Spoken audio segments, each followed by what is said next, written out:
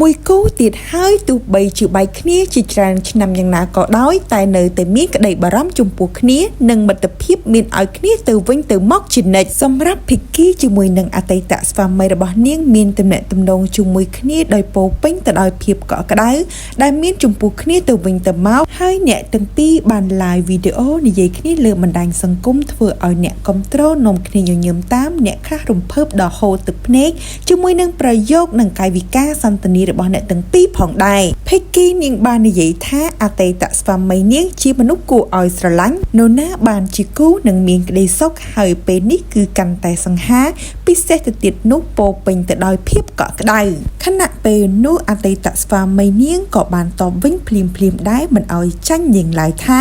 អរគុណខ្លាំងណាស់មិនថាថ្ងៃណាទេប្រសិនបើអ្នកនៅតែមិនទាន់មាននរណាសូមងាកមើលខ្ញុំនៅក្បែរអ្នកជានិច្ចបន្ទាប់ពីឮប្រយោគនេះពីអតីតស្វាមីរបស់នាងហើយភិក្ខីក៏បានតបភ្លាមដែរថា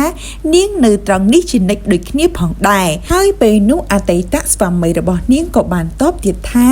លោកនឹងនៅខាងក្រោយនាងជានិច្ចដូចនាងបានដឹងហើយគ្រាន់តែពេលនេះលោកមិនអាចនៅក្បែរនាងនៅត្រង់កន្លែងនោះក៏ពិតមែនតែសូមឲ្យនាងយល់ពីចិត្តរបស់លោកបើនិយាយអំពីជីវិតរបស់ភិក្ខីនៅក្នុងរយៈពេលប្រមាណឆ្នាំកន្លងទៅនេះនាងបានជួបឧបសគ្គជាច្រើនក្នុងជីវិតមិនត្រឹមតែប៉ុណ្ណោះនាងក៏ធ្លាប់បានជាប់ក្នុងពន្ធនាគារមួយរយៈពេលធំផងដែរបន្ទាប់ពីបានរកឃើញថានាងគ្រាន់តែជាអ្នកវិនិយោគទុនក្នុងមុខជំនួញនោះតែប៉ុណ្ណោះនាងមិនមែនជាអ្នករៀបចំគំនិតនៅក្នុងការឆោបោកអ្នកណាម្នាក់នោះទេនៅពេលដែលនាងកំពុងជាប់ពាក់ព័ន្ធក្នុងរឿងក្តីនិងជាប់នៅក្នុងពន្ធនាគារ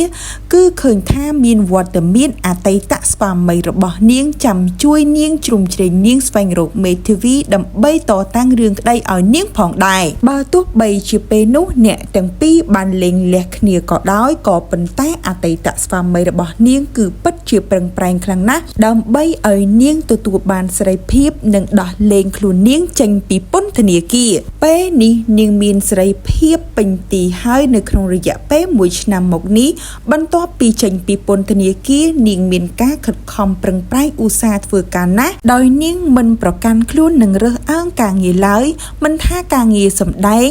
ហើយពេលនេះនាងក៏មានមុខរបរជាអ្នកលក់មឹកអាំងនៅក្នុងផ្សារធម្មតាមួយផងដែរនាងបានបង្ហាញពីការតស៊ូដែលជាកម្លាំងចិត្តដល់អ្នកកំពុងបាក់ទឹកចិត្តនិងអ្នករាថយក្នុងជីវិតឲ្យមានកម្លាំងចិត្តឡើងវិញចំណុចទាំងអស់នេះហើយដែលធ្វើឲ្យអ្នកគាំទ្រនៅតែស្រឡាញ់និងពេញចិត្តរាល់ទង្វើដែលនាងបានបង្ហាញនិងធ្វើឲ្យពួកគេកាន់តែគាំទ្រនាងច្រើនឡើងផងដែរ